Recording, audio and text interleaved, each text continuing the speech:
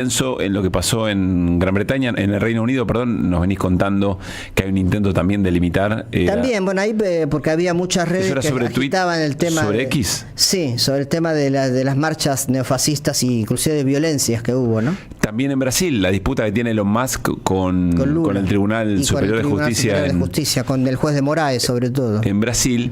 Y lo que estamos observando, casi sin poder hacer nada, que es de qué manera las redes sociales han intervenido en la manera de discutir nuestras cosas comunes y le han dado una característica determinada. Después podemos discutir mejor, peor, pero evidentemente se ha incorporado o se volvió más evidente que la emocionalidad le gana al argumento y que las redes sociales tienen mucho de eso, insisto, a la hora de pensar cómo discutimos las cosas, pero es apenas algún abordaje.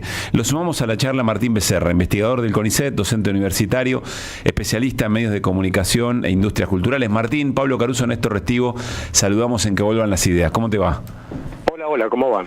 Pues es que no me animo a ofrecerte un abordaje. Me gustaría preguntarte, sé que parece medio haragán de mi parte, pero tengo ganas de preguntarte vos por dónde enfocás o qué dimensiones estás viendo de nuestra manera de convivir en los asuntos públicos con las redes sociales y estos intentos que aparecen de algunos países, por más que haya otras cuestiones de fondo, eventualmente hasta de poder político, incluso también intentos de regulación frente a la amenaza de la acusación de censura, ¿no? De cercenamiento de la libertad de expresión. Sí, por un lado existe una tensión histórica que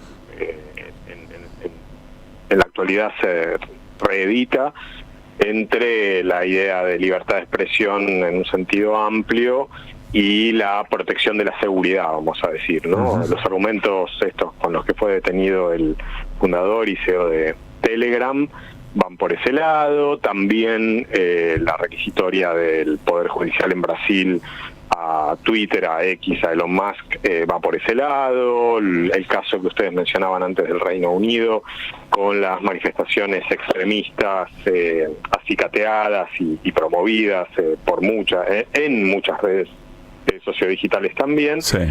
Incluso hay países como el propio Reino Unido que en los últimos años Australia, quiero decir, en distintos continentes que adoptaron leyes que hablan de, por ejemplo, se llama Online Safety Act, ¿no? O sea, leyes de protección de la seguridad y de la salud, incluso en línea, imponiéndole a las plataformas digitales de gran tamaño deberes de cuidado, vamos a decir, uh-huh. Duty of care, o sea, deberes de cuidado hacia los usuarios. Ahí hay, digamos, en ese baile, en ese complejo de tensiones, de derechos, de cuidado de la población, pero al mismo tiempo de foros que hoy por hoy son los foros de discusión pública y política y de expresión política, que en muchos casos permiten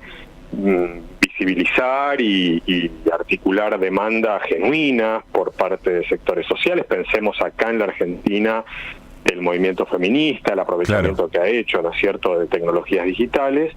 En ese baile me parece que están ocurriendo estas cuestiones, cada una de ellas tiene sus características y problemáticas. Sí me parece, como primera observación más general, si querés, y yo creo que le cabe a todas las plataformas, sean las de mensajería como Telegram o WhatsApp, o sean las de debate como Twitter y Breaking News como Twitter, o las de contacto de amigos y contactos tipo Instagram, ¿no es cierto? O sea, creo que le cabe a todas el hecho de que ya no tenemos que conservar más esa ingenuidad inicial de creer que eran espacios de expresión sin intervención de las propias empresas, ¿no? O sea, las empresas dueñas de estas, o sea, los grandes conglomerados, la Big Tech, ¿no? Los grandes conglomerados dueños de las plataformas digitales son editores de la conversación pública, y cuando decimos editores decimos que censuran cuentas, censuran hashtags, o sea, temas de conversación, los censuran, los eliminan o les restan visibilidad en otros casos, al mismo tiempo que levantan la visibilidad de otros, de temas que sí les interesa promover. En el caso de Instagram, hace poco aparece una opción, o tenés que habilitar una opción para la difusión de contenidos políticos, algo por el estilo, ¿no? Exactamente, o sea, si a vos no te... O sea, fíjate vos, o sea, ahí hay todo un prejuicio sobre el usuario de Instagram. Instagram tiene, ahora tendría que chequear ahora, pero debe tener no menos de 1.500 millones de usuarios en el mundo. O sea, sí, es un sexto, un quinto de la población mundial. Es una barbaridad, ¿no? Uh-huh. Y si el prejuicio de Meta es que si a vos no te molesta recibir información política de los contactos a los que vos seguís, además, sí, en claro, muchos casos, entonces deberías decírselo a Instagram, porque por default Meta te elimina o te disminuye la posibilidad de encuentro, porque organiza el feed de contenidos, o sea, lo que te aparece, sí. Claro, la secuencia de contenidos que te aparecen en la aplicación, eso te lo organiza Meta. Por eso digo, son editores de la conversación pública y de nuestro insumo informativo y de entretenimiento. Claro.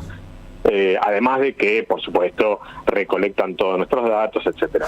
Ahora, lo que quiero decir sí, es dale, que el vos. poder que tienen estas empresas es un poder que de facto está regulando nuestro comportamiento y que necesita la intervención de poderes públicos que regulen en defensa del interés público, de lo que esos poderes públicos definan como interés público, siempre y cuando estemos hablando de países democráticos. Por lo tanto, que el Poder Judicial brasileño le ordene a X que brinde información sobre un caso de alzamiento contra la Constitución y de apología de la violencia, como fue la toma del Plan Alto, bueno, se inscribe dentro de las reglas de juego democráticas. Podrían pedírselo a X o podrían pedírselo, qué sé yo, no sé, a un club social. Claro, está bien.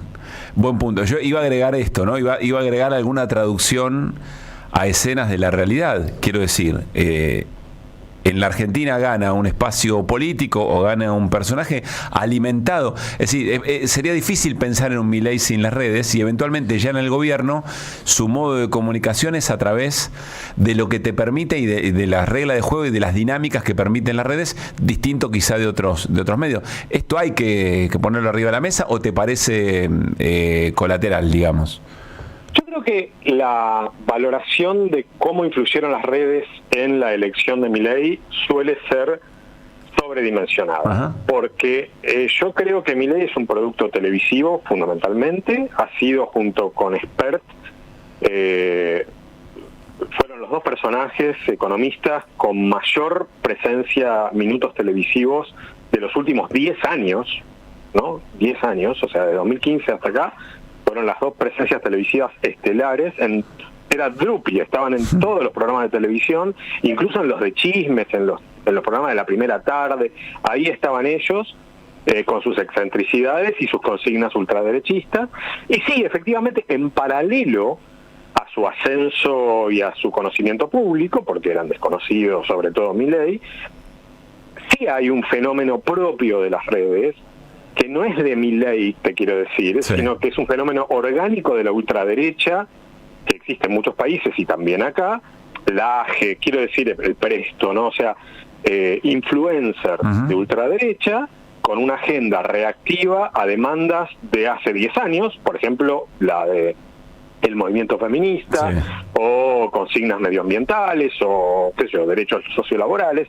O sea, una agenda muy regresiva respecto de la ampliación de algunas agendas, y ellos recogen y capitalizan la reacción de una parte de la sociedad que además percibe que expresaban la bronca contra muchas cosas de la realidad en general, que finalmente confluyen en la candidatura de Milei, porque Milei sabe interpretar esa demanda. Pero Martín, ¿no hay un uso de la emocionalidad para la acumulación de lo político, que las redes sociales representan un ecosistema muy amigable para eso, eventualmente?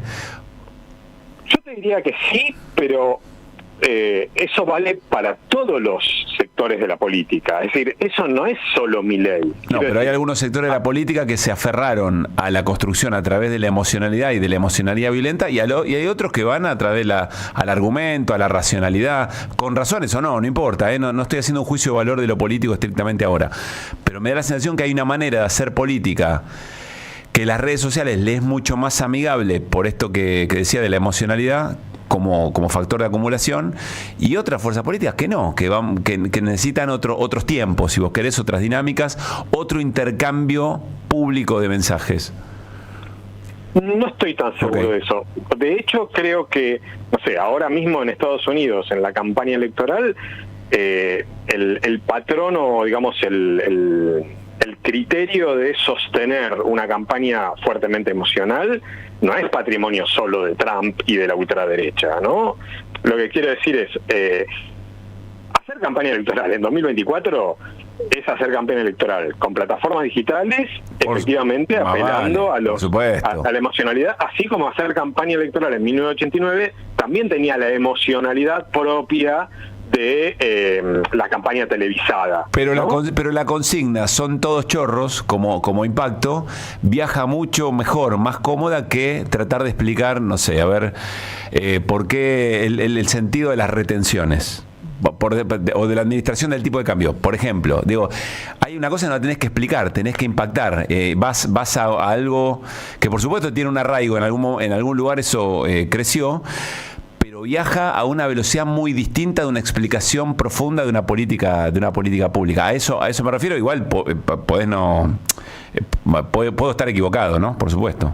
O sea, podemos estar equivocados los dos, te quiero decir, simplemente estamos intercambiando. Yo lo que creo es que la habilidad de una formación política que hace política en 2024 es una habilidad que, o el desafío que tiene es ser lo suficientemente hábil para traducir a consignas emocionales, que cuando digo emocionales significa que conecten con el estado de ánimo de la sociedad contemporánea, porque si vos le vas a hablar, claro, yo soy CONICET, imagínate que voy con un paper en el medio de la calle y nada, o sea, no conecto con el estado de ánimo, ¿no es cierto? Si el estado de ánimo es de bronca, de frustración, como el que vemos desde hace varios años, además, en nuestro país, en nuestros conciudadanos, bueno, me parece que también hay que formular consignas que los interpelen. Yo no sé si hay otra formación política, bueno, mejor dicho, sí sé, no hubo formación política que lo haga con la habilidad con la que lo hizo Milei. Claro. Martín, Néstor Restivo te saluda. Quería volver un poquito más a Pavel Durov. Por un lado, hay una cosa un poco quizá contradictoria, si se quiere, que él se define, ya que hablábamos de Milei, ¿no? Él se ha definido en algunas entrevistas como un libertario. Está esta idea así del espacio de libertad que, como vos bien explicaste ya al principio de la entrevista, no es tal cosa. Hay una intervención, una edición de los dueños de estas plataformas. Y lo otro es si no ves una doble vara con esto, ¿no? Porque lo mismo que se le cuestiona a él, se le podría cuestionar perfectamente desde Occidente a las plataformas que son de Occidente, el caso de X, de Facebook, etcétera. Y él, bueno, por haber salido de un lugar que hoy es enemigo de Occidente como es Rusia, me parece que ahí hay un sesgo muy claro dentro de esta disputa geopolítica a nivel mundial, que en este caso se manifiesta también en las plataformas. Sí, esto último, completamente de acuerdo, que hay un doble estándar, desde ya que sí. De hecho, este año, la verdad que no sé, ahora mismo no recuerdo si fue a principios de 2024 o a fin de 2023. La Corte Suprema de Justicia en los Estados Unidos tramitó un caso de familiares de una persona que había sido asesinada por ISIS, ¿no? Por el grupo terrorista islámico ISIS, y acusaban a Google de que en YouTube, ¿cierto? Algunos extremistas veían contenido de agitación y propaganda pro ISIS y por lo tanto básicamente le acusaban de ser cómplices, abrevio, ¿no? Pero de ser cómplices a Google de ISIS, ¿cierto? De promover y alentar la violencia explícita. Porque efectivamente vos entras a YouTube y encontrás eso, como encontrás movimientos antivacunas o, bueno, miles de cosas. Por lo tanto, de lo que se lo acusa ahora en París, en Francia, al fundador de Telegram, efectivamente le cabría exactamente el mismo sallo a los CEOs o accionistas principales de todas las grandes plataformas de redes sociales que dicen que tienen inmunidad por una ley que existe en los Estados Unidos respecto del contenido de terceros que estas plataformas hacen circular. Ahora bien, si como decíamos recién nosotros, estas plataformas son editoras de contenido y que además no pueden alegar desconocimiento sobre el contenido que circula en estas plataformas porque ya como usuarios finales de a pie, cualquiera de nosotros sabe que busca, no sé, zapatillas de menos de 30.000 pesos y tenés a los 2 segundos en todas tus redes una invasión de avisos, o sea que saben cuál es el contenido que estás consultando, claro. ¿Cierto? Entonces, quiero decir, la conclusión de esto es que los dueños de las grandes plataformas deberían colaborar en evitar que contenido que es manifiestamente ilegal circule por ellas.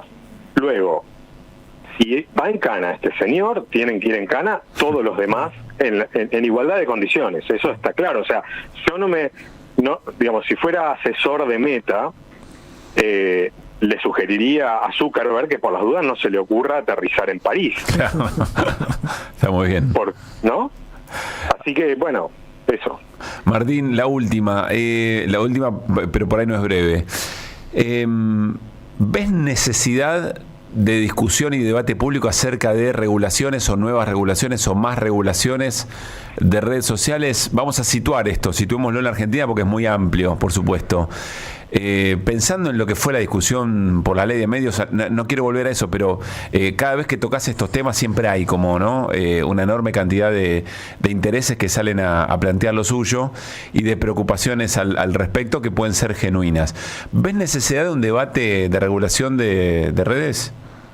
Yo creo que es importante, sí, que el Congreso debata esto. Después se adopta una regulación integral, se adopta regulaciones parciales.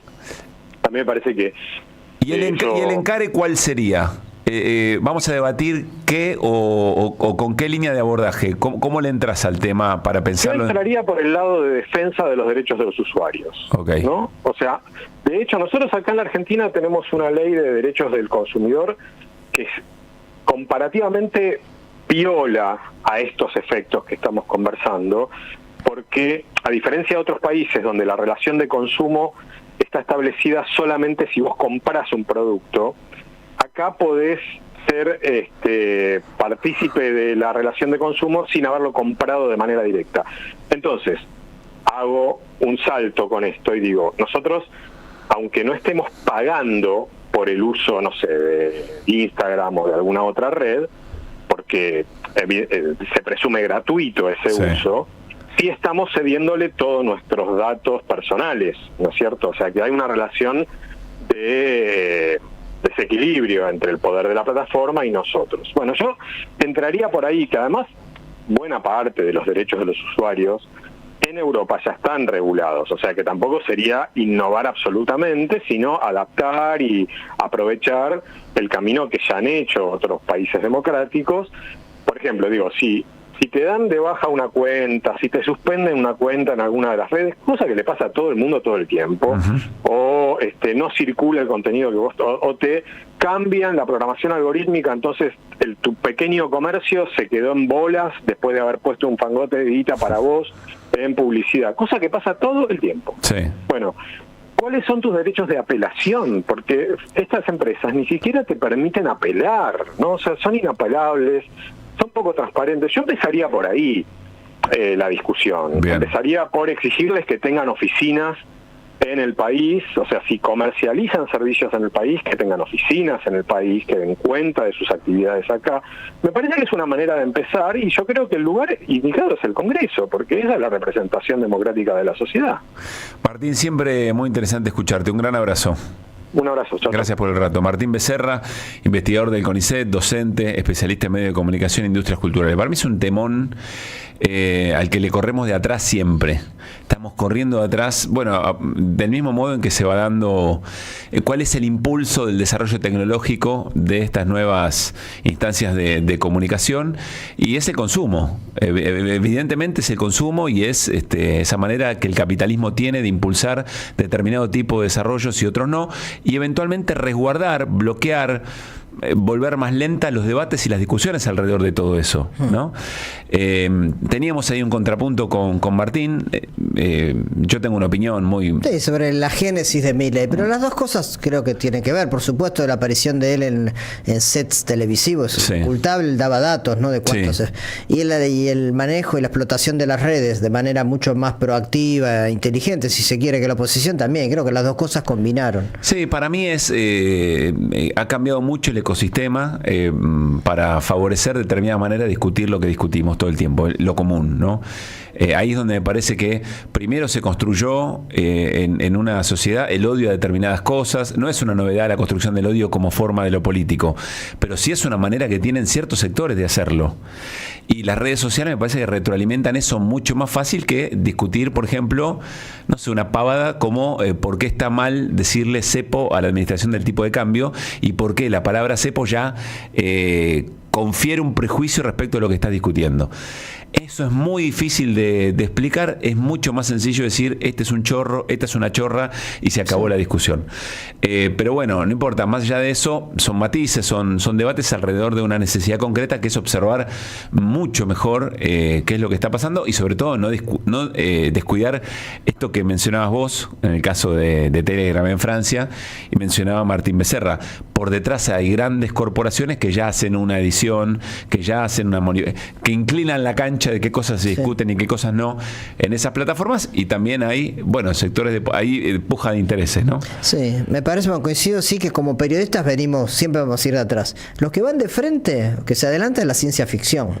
Por ejemplo, Black Mirror tiene de esto pila de capítulos, y hay películas de ciencia ficción que, bueno, está la creatividad de la gente que es muy genia como para prever escenario. A veces se dan, a veces no, pero sí, nosotros como periodistas sí venimos de atrás. Están los otros, si se quieren enterar qué va a pasar, sugiero algunas series. Bueno, ahí ves, como resguardo de humanidad siempre está la radio, con otras maneras, con otros tonos, con otras formas, con otros tiempos, y con hermosos silencios a veces. 4:43.